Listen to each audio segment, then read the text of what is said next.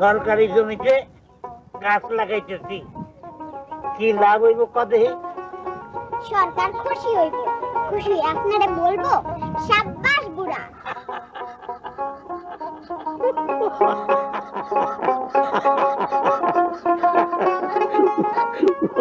লাগো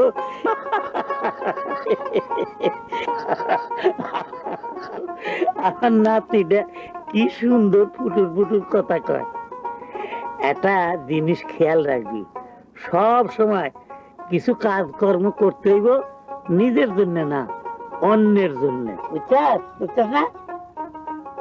সালাম আলাইকুম। ওয়ালাইকুম। ওয়ালাইকুম কি পুরাটা কন কন? ওয়ালাইকুম সালাম।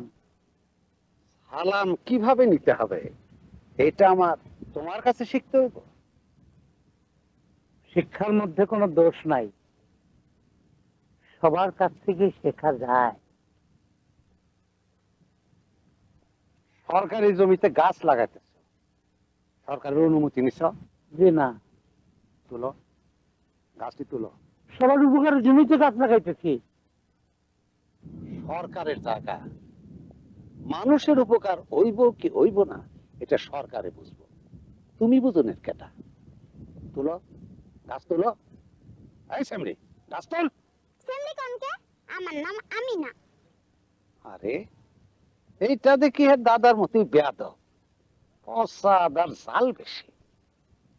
হয় শোনো, সরকারি জমির ক্ষতি সাধন আইনের মধ্যে পড়লে তুমি কিন্তু নিরুপায়। হয় শ্যামরি, তোর দাদাই কিন্তু নিরুপায়। তুলবো?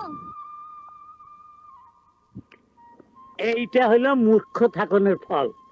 লোকটা মূর্খ বইলে এই কাজটা করলো। এই জন্যই শিক্ষার দরকার।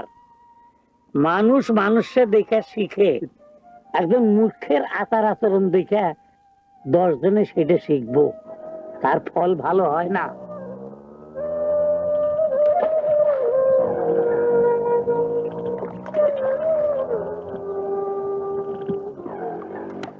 আসসালামু আলাইকুম। ওয়ালাইকুম।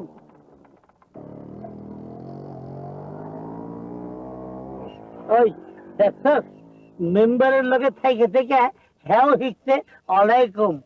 আরে ভালো ভালো জিনিস শেখানোর লিগে ভালো ভালো লোকের সঙ্গে থাকতে হয়। শিক্ষার গুণ জানতে হলে শিক্ষিত লোকের সহবাতের দরকার। বুঝছাস বুঝছাস না?